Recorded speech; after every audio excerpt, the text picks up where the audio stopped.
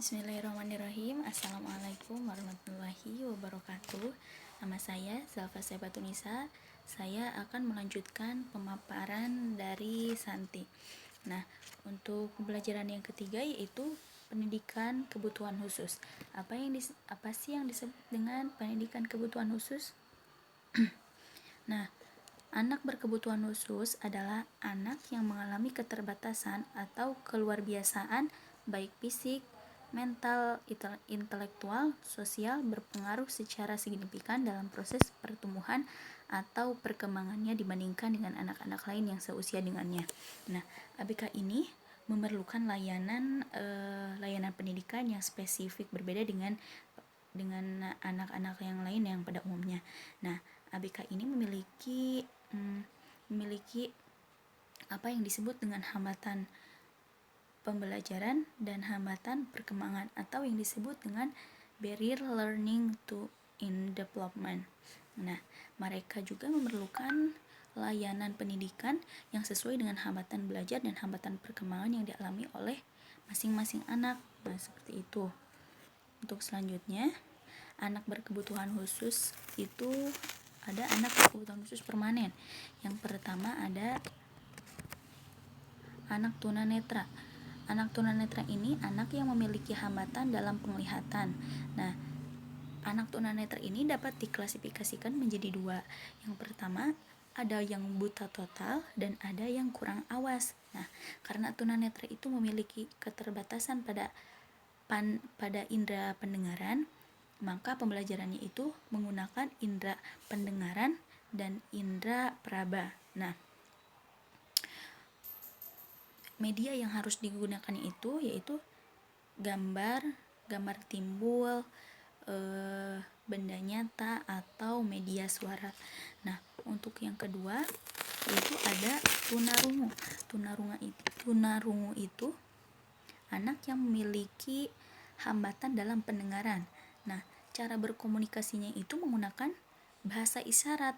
Kalau abjad jari telah dipatenkan secara internasional. Nah, sedangkan isyarat bahasanya itu tentu berbeda ya di setiap negara. Nah, yang selanjutnya ada tunawicara. Anak tunawicara ini anak yang memiliki kesulitan berbicara. Nah, hal ini diakibatkan kurang berfungsinya alat-alat bicara seperti rongga mulut, bibir, lidah, langit-langit, pita suara. Nah, di antara mereka ada yang tidak dapat bicara sama sekali dan ada yang dapat bicara namun ketika diucapkannya itu kurang jelas. Nah, seperti itu.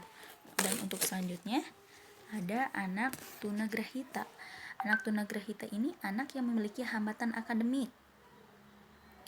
Nah, anak grahita ini mempunyai hambatan akademik yang sedemikian rupa sehingga dalam layanan pembelajarannya itu memerlukan modifikasi kurikulum yang sesuai dengan kebutuhan khususnya.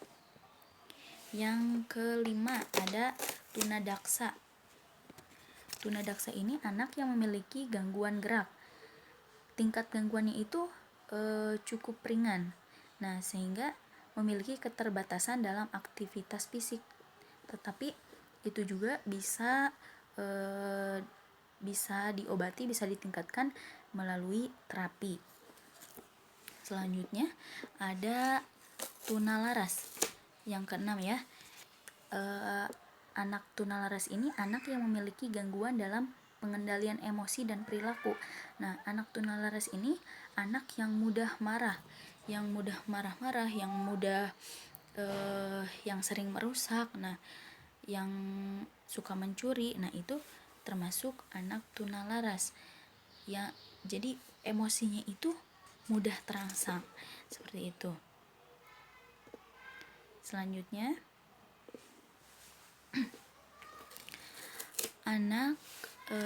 anak berkesulitan belajar spesifik.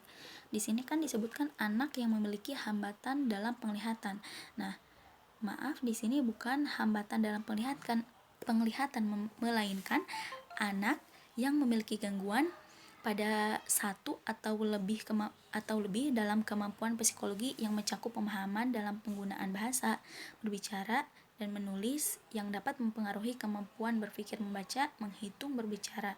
Nah, contohnya seperti apa? Contohnya seperti disleksia. Nah, itu termasuk anak berkesulitan belajar spesifik. Nah, yang selanjutnya ada anak lamban belajar. Anak yang memiliki potensi intelektual sedikit di bawah normal tetapi belum termasuk grahita. Jadi anak lamban ini dalam meresponnya itu lamban gitu. Tapi ini lebih baik daripada tunagrahita. Nah, selanjutnya ada anak autis, anak yang memiliki gangguan dan keterlambatan dalam perkembangan. Dalam perkembangannya itu dalam hal apa? Yaitu dalam hal kognitif, bahasa, perilaku, komunikasi, dan interaksi sosial. Nah, selanjutnya ada anak yang memiliki gangguan motorik. Anak yang punya hambatan berat dalam perkembangan koordinasi motorik. Nah, gangguan ini bisa bersamaan dengan kesulitan bicara saat bayinya itu tidak bisa merangkak. Kalaupun ia merangkak itu bukan merangkak seperti biasanya, melainkan seperti merayap. Nah, seperti itu.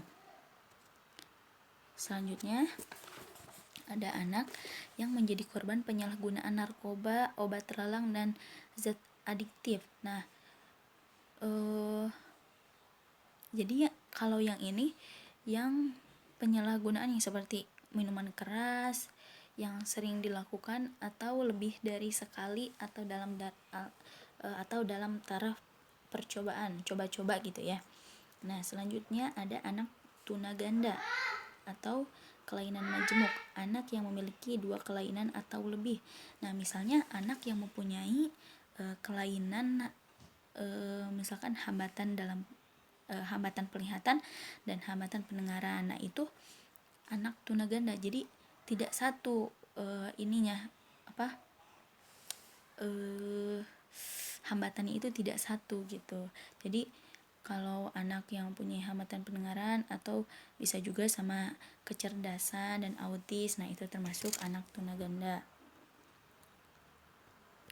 Selanjutnya, anak yang memiliki kelainan gangguan atau hambatan lainnya seperti anak yang punya tubuh sangat kecil atau kreatin, ADHD, ADHD dan sebagainya.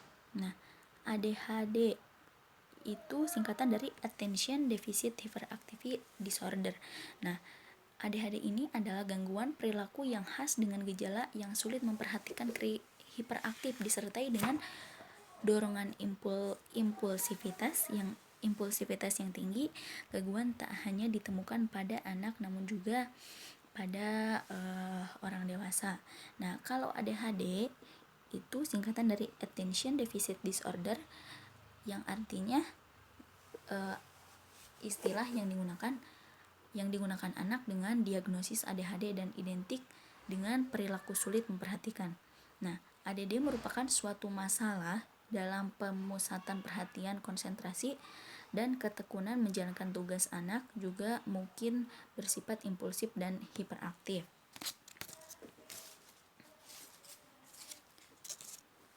Untuk selanjutnya, anak berkebutuhan khusus temporer. Nah, anak berkebutuhan khusus temporer ini anak yang memiliki hambatan belajar dan perkembangan yang penyebabnya berasal dari luar dirinya yang sifatnya temporer atau sementara sehingga memerlukan pendidikan layanan khusus. Nah, apa saja yang termasuk penyebab anak berkebutuhan khusus temporer ini? Yang pertama itu anak di daerah terpencil atau terbelakang. Nah, secara geografis daerah ini terpencil gitu, terletak dari jangkauan pelayanan pendidikan formal atau non formal. Nah, kalau yang kedua itu ada anak pada masyarakat adat yang terpencil. Nah, anak ini yang bertempat tinggal di lingkungan masyarakat yang secara geografisnya itu sosial dan kultural dari komunitas masyarakat pada umumnya karena ikatan adat tertentu. Nah, kalau yang ketiga, anak yang terkena bencana alam. Anak yang tidak dapat mengikuti atau menyelesaikan pendidikannya akibat terkena bencana alam dalam kurun waktu tertentu. Misalnya ada banjir atau gunung meletus. Nah, itu termasuk anak yang terkena bencana alam. Yang keempat, ada anak yang mengalami bencana sosial. Kalau ini yang tadi kan bencana alam disebutkan oleh alam. Nah, kalau ini akibat bencana sosial dalam kurun waktu tertentu, seperti itu. Terus yang terakhir, ada anak dari keluarga masyarakat yang tidak mampu dari segi ekonomi. Mungkin kalau ini anak dari lingkungan keluarganya itu yang memiliki pendapatan di bawah standar, di bawah rata-rata secara ekonomi, ya di bawah rata-rata gitu ya ekonominya, sehingga berpengaruh terhadap kelangsungan belajarnya, seperti itu. Nah, kemarin pertemuan kemarin teman-teman sempat menanyakan hak anak berkebutuhan khusus. Nah, hak anak berkebutuhan khusus ini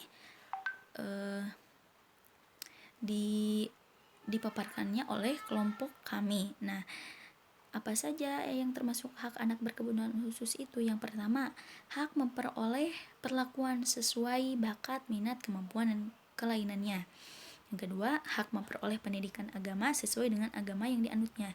Yang ketiga, hak mengikuti program pendidikan. Yang keempat, hak memperoleh bantuan fasilitas belajar, beasiswa, atau bantuan lain sesuai dengan kelainan yang disandang.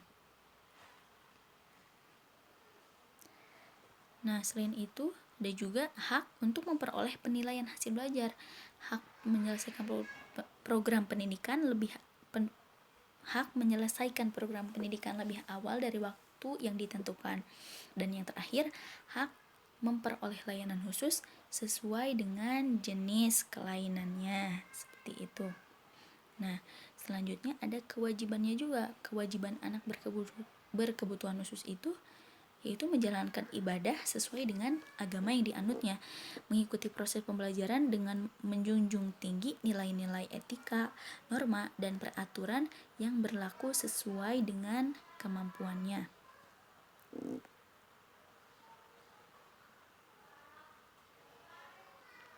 Nah, mungkin sekian pemaparan dari kelompok kami. Kesimpulannya, pendidikan khusus dan pendidikan layanan khusus diselenggarakan secara demokratis dan berkeadilan serta tidak diskriminatif dengan menjunjung tinggi hak asasi manusia, nilai keagamaan, nilai kultural, dan kemajemukan bangsa. Pendidikan khusus pada jalur pendidikan formal diselenggarakan melalui Satuan Pendidikan Khusus, Satuan Pendidikan Umum, dan Satuan Pendidikan Kejuruan. Pendidikan layanan khusus pada jalur pendidikan formal diselenggarakan dengan cara menyesuaikan waktu, tempat, sarana dan prasarana pembelajaran, pendidikan, tenaga kependidikan, dan atau sumber daya pembelajaran lainnya dengan kondisi kesulitan peserta didik. Mungkin sekian pemaparan dari kelompok kami, dan ini sebentar.